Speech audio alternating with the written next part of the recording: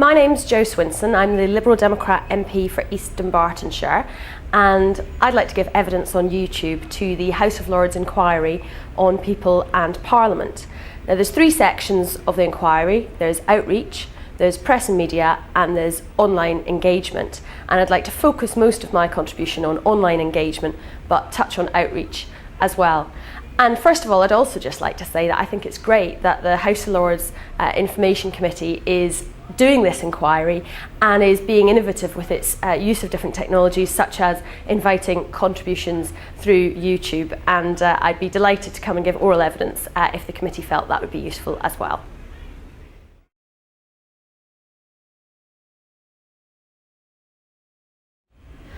There's been a lot of great strides ahead in the work that both Houses of Parliament have been doing to engage with the public, particularly through things like the Parliamentary Education Unit in recent years. However, one of the things that I think is missing is that the outreach work shouldn't just be informing people about the work of Parliament, but also encouraging people to get involved themselves in the political process and possibly even in Parliament by standing for election and getting elected. I'm also serving at the moment on the Speakers Conference, which is looking at ways to encourage more women, people from black and minority ethnic communities and disabled people to get elected to Parliament. And one of the things which I hope the Speakers Conference might end up recommending is to improve the outreach work that Parliament does, particularly by encouraging more political involvement from the public. So I think it would be very good if this committee might be able to work alongside the Speakers Conference and also look and take evidence on this issue about how to get people not just interested in the workings of Parliament and making representations to members of Parliament, but being actively involved themselves in the political process.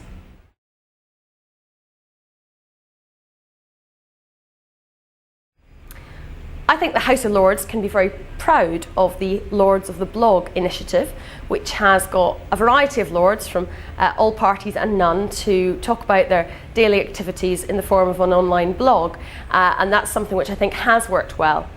I also think that it would be worth looking at sites such as theyworkforyou.com, writetothem.com and fixmystreet.com, which have all been designed by my society and have really enabled, certainly at the House of Commons end of the House, constituents to engage with their members of Parliament in a very dynamic way and in an easy to understand way. Parliament can often be a bit confusing and difficult to work out what's happening, and a lot of these sites, I think, cut through all of that complication and get down to the nitty-gritty of the key issues so that people can make sure that their representations are heard.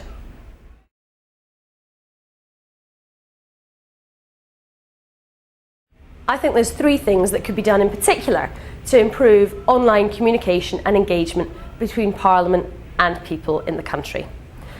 The first of these is actually a long-standing campaign called Free Our Bills. And at the moment, if you look at bills that are going through Parliament, it's quite difficult to understand what stage they're at, what the amendments mean. A lot of campaigners have asked, particularly online, for a different system of electronic tagging so that people out there can build websites to help to explain what stage a bill's at, what different amendments do. And this is something which, although being a slight techie solution, I think would actually really help to connect people with the progress of bills so that they can make their views heard on the different amendments, the different issues that are being discussed, rather than it all being reams and reams of paper, different clauses, and very, very difficult to comprehend. So the first thing I would hope that the authorities would do is work alongside the Free Our Bills campaigners to make sure the proper electronic tagging of bills takes place. The second thing I would like to see happen is for us to be more open about what happens in Parliament. One way of doing this would be very simple, to allow clips of what goes on in the House of Commons and the House of Lords to be shared on websites such as YouTube or Facebook or individuals' own websites.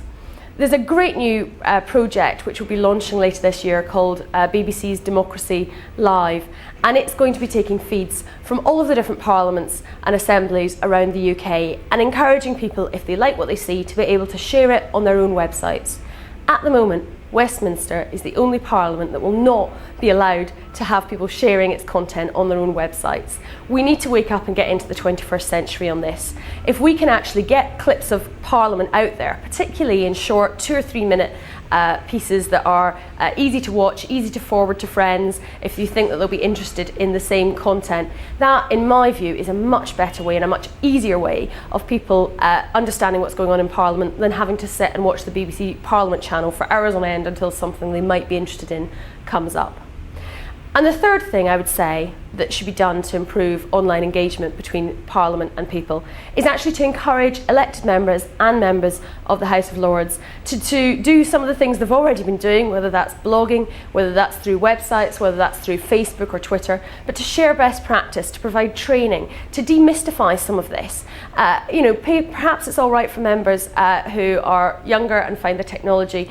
easy to understand, but not everybody in Parliament has grown up with this kind of new technology, and so we need to be able to make sure that there is adequate training and support available for people to get to grips with it and understand how it can be used to connect with their constituents and people in the country out there. So that's my final point as to how online communication could be improved.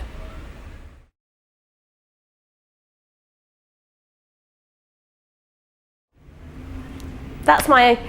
thoughts for the moment. Best of luck with the inquiry, and I'd be very happy to come and chat to the committee if you think that would be useful.